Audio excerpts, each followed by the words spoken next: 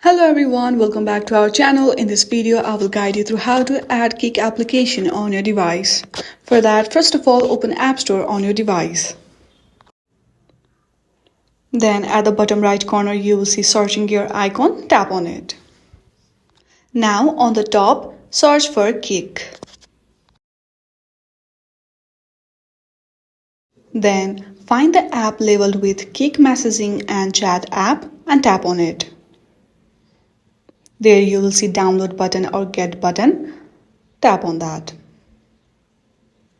Then it will start downloading your application. It may take some time depending on your internet connection speed. Once the application is installed, there you will see open button. Tap on that.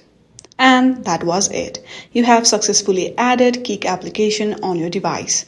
I hope this video was helpful. If you like this video, then please do not forget to like and subscribe to our channel.